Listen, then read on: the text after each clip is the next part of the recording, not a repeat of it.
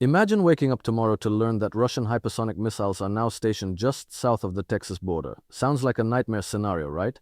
But here's the uncomfortable truth that nobody in Washington wants you to hear. If Moscow decided to deploy advanced weapon systems in Mexico today, there's virtually nothing the United States could realistically do to stop it, and that should terrify every American who understands what's actually happening to our global position. For decades, we've operated under the assumption that our hemisphere was untouchable, that the Monroe Doctrine was some kind of eternal law of nature. But that world is gone.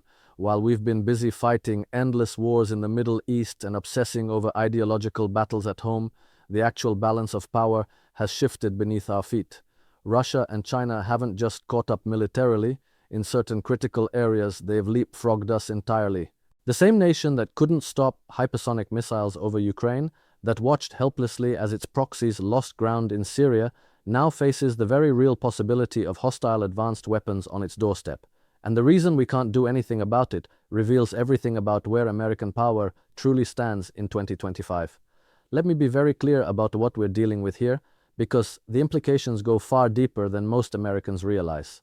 When we talk about Russian missiles potentially being stationed in Mexico, we're not just discussing some hypothetical military chess move. We're talking about the complete inversion of the security architecture that has defined American power for more than a century. And the reason this scenario has moved from impossible to plausible tells us everything we need to know about the spectacular collapse of American strategic thinking over the past 3 decades. Think back to the Cuban Missile Crisis in 1962. The United States was willing to go to the brink of nuclear war to prevent Soviet missiles from being stationed 90 miles off the coast of Florida. President Kennedy drew a red line, and the world held its breath as two superpowers stared each other down. The Soviets blinked. They withdrew their missiles, and for generations afterward, American policymakers pointed to that moment as proof of American resolve, American power, American dominance in our own hemisphere. The message was clear: don't even think about it.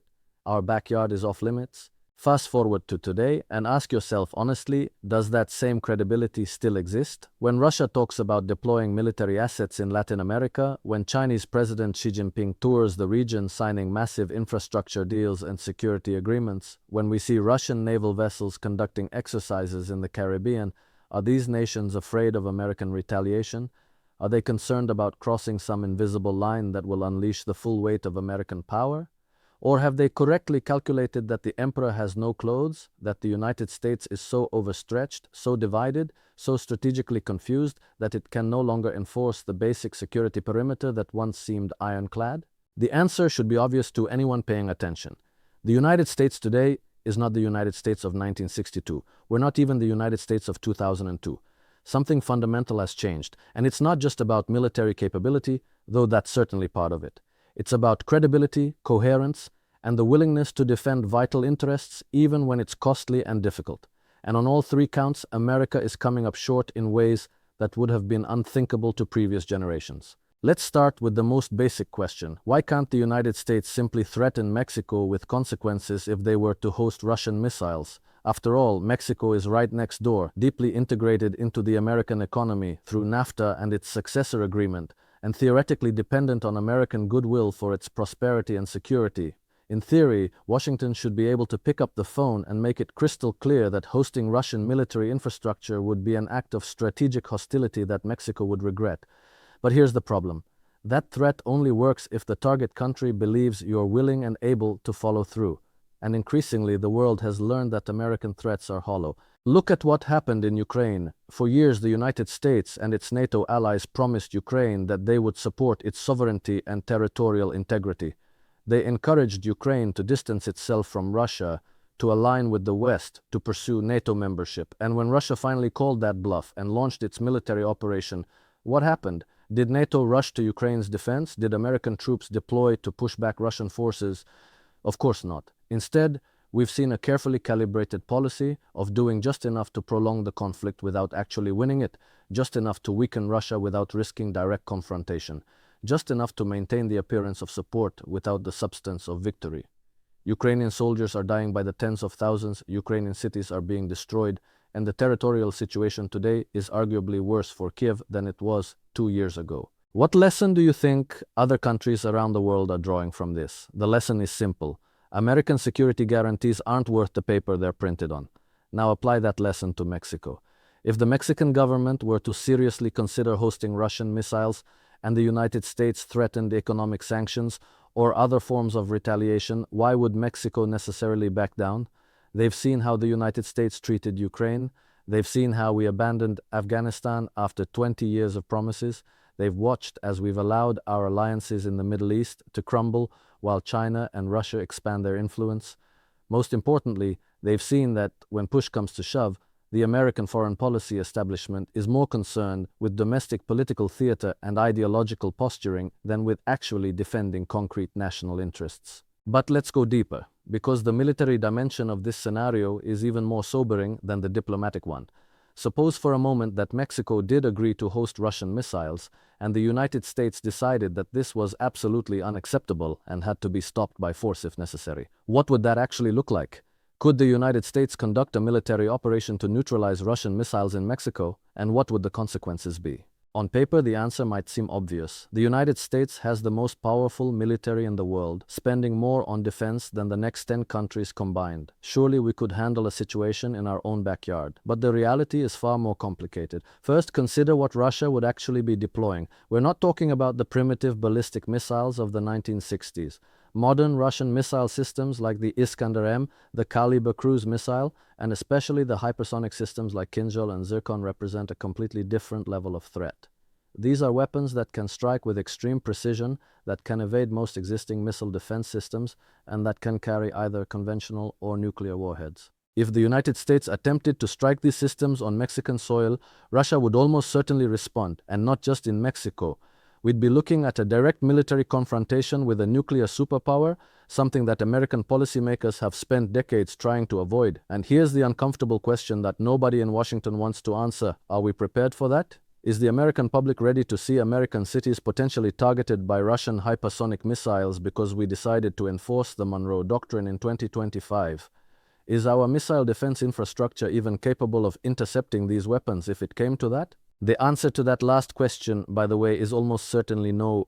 Despite spending hundreds of billions of dollars on missile defense over the past few decades, the United States does not have a reliable system for intercepting hypersonic missiles. The Russians and Chinese have developed these weapons specifically to defeat our defenses, and by all accounts, they've succeeded. This isn't speculation or propaganda. This is acknowledged by American military officials who have testified before Congress, expressing deep concern about this capability gap. So when we game out the scenario of Russian missiles in Mexico, we have to confront the possibility that if shooting started, American cities could be hit, and we might not be able to stop it. Now you might be thinking, surely this would never happen. Surely cooler heads would prevail. Surely both sides would recognize the insanity of nuclear escalation over missile deployments in Mexico. And you'd probably be right. Which brings us to the real point. The very fact that we can't confidently rule out this scenario, the very fact that it's even plausible that Mexico might host Russian missiles, represents a catastrophic failure of American strategy. We've created the conditions where our adversaries feel emboldened to challenge us in our own hemisphere, where our neighbors no longer fear the consequences of aligning against us, and where our own military options are constrained by capabilities we don't have and risks we can't accept. How did we get here? The answer requires us to look honestly at 3 decades of disastrous foreign policy decisions that have squandered the unipolar moment that America enjoyed after the Cold War. When the Soviet Union collapsed in 1991, the United States stood alone as the world's superpower. We had the opportunity to build a stable, prosperous international order based on mutual respect and genuine cooperation. Instead, we chose triumphalism and domination. We expanded NATO eastward despite explicit promises not to do so. We bombed Yugoslavia. We invaded Iraq on false pretenses. We destroyed Libya. We spent trillions of dollars on wars in the Middle East that accomplished nothing except to create chaos and hand influence to our adversaries. And while we were busy playing global policemen and spreading democracy at gunpoint, what were Russia and China doing? They were rebuilding their militaries, modernizing their economies, and forming strategic partnerships with countries that we had alienated through our arrogance and incompetence.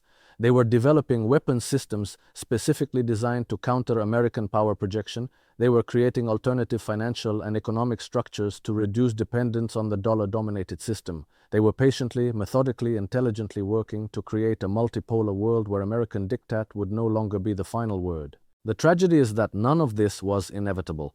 Russia in the 1990s and early 2000s genuinely wanted partnership with the West.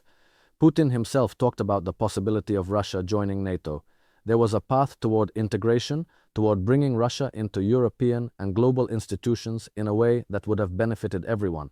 But the neoconservatives who dominated American foreign policy couldn't accept a partner. They wanted a subordinate. They wanted Russia weak, divided, and dependent. And when Russia refused to play that role, when Putin began reasserting Russian sovereignty and Russian interests, the response from Washington was not dialogue or compromise, but confrontation and containment.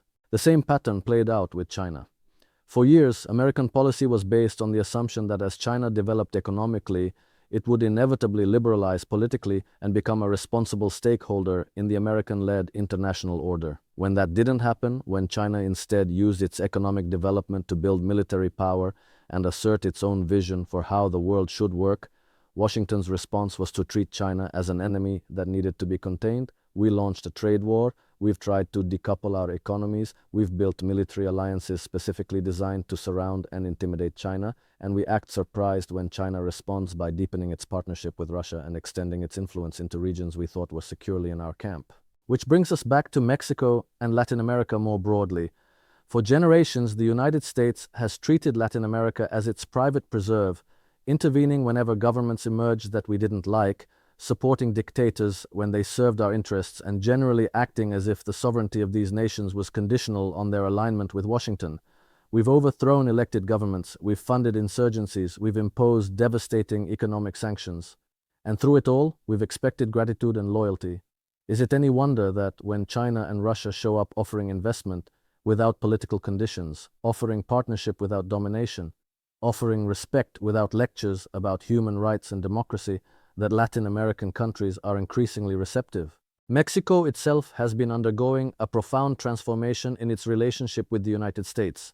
The election of Andrés Manuel López Obrador and the continued influence of his political movement represents a Mexico that is less willing to simply accept American priorities as its own. AMLO has pursued closer ties with Cuba and Venezuela, countries that Washington considers adversaries. He's been critical of American interventionism. His successor has continued many of these policies. And while Mexico hasn't made any moves toward hosting Russian military assets, the fact that such a thing is even conceivable, the fact that Mexico has options beyond alignment with Washington, represents a fundamental shift in the regional power dynamic. Consider what Russia has already been doing in our hemisphere. Russian military aircraft have landed in Venezuela. Russian naval vessels have conducted exercises in the Caribbean. Russia has provided military equipment and training to various Latin American countries. China has invested hundreds of billions of dollars in infrastructure throughout the region. Chinese companies are building ports, roads, telecommunications networks, and energy projects from Argentina to Mexico. The Belt and Road Initiative isn't just about Asia and Africa. It's about creating a global network of economic dependencies that give China leverage and influence everywhere, including in America's backyard. And what has been our response? Have we offered a compelling alternative vision? Have we invested in infrastructure and development in Latin America to compete with Chinese money? Have we treated our neighbors with the respect and partnership that might make them want to align with us rather than with our adversaries?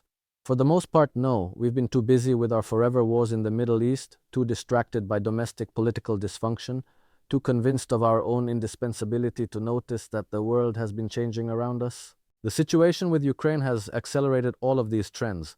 The sanctions that the United States and Europe imposed on Russia were supposed to cripple the Russian economy and force Putin to back down.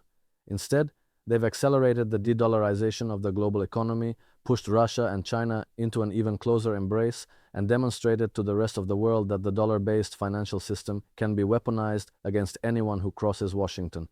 Countries are drawing the obvious conclusion: reduce your dependence on American financial infrastructure, build alternative payment systems, diversify your reserves away from dollars. This is happening right now, and it represents an existential threat to American power that goes far beyond the question of where missiles are deployed. Because here's the dirty secret that nobody in Washington wants to admit. American global dominance has never really been about having the biggest military. It's been about controlling the global financial system. The dollar, as the world's reserve currency, gives the United States enormous power. It allows us to run massive deficits without consequence. It allows us to impose sanctions that can cripple economies. It allows us to print money and export the inflation to the rest of the world, but that system only works as long as everyone agrees to participate in it, and increasingly they don't. When Russia and China conduct trade in their own currencies, when Saudi Arabia accepts payment for oil in yuan, when more and more countries join organizations like BRICS that are explicitly designed to create alternatives to Western-dominated institutions, the foundation of American power is being eroded, and when that foundation crumbles, the military dimension becomes much more complicated, because you can't maintain a global military presence if you can't pay for it, and you can't pay for it if the rest of the world stops accepting your currency as the ultimate store of value. So when we come back to the question of Russian missiles in Mexico, we need to understand that this isn't really a question about missiles at all. It's a question about whether the United States still has the power, the credibility, and the strategic coherence to defend its most basic security interests. And the uncomfortable answer that emerges from an honest assessment is that we might not. Not because our military has gotten weaker in absolute terms, but because the rest of the world has gotten stronger, more confident, and more willing to challenge us.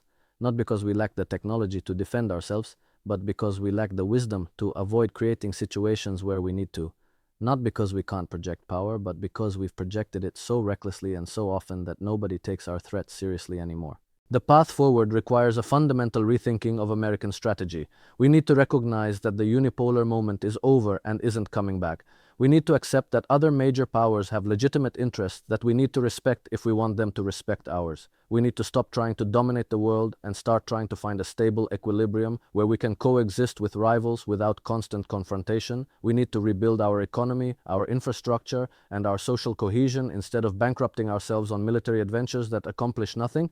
We need to treat our neighbors in Latin America as partners rather than subordinates. And we need to do all of this before the scenario of Russian missiles in Mexico moves from theoretical possibility to actual reality. Because make no mistake, if we continue on the current path, if we keep doubling down on failed strategies, if we keep pretending that we can bully the world into submission through sanctions and threats and military posturing, then one day we're going to wake up to find that our worst nightmares have come true, and when that day comes, we'll have nobody to blame but ourselves.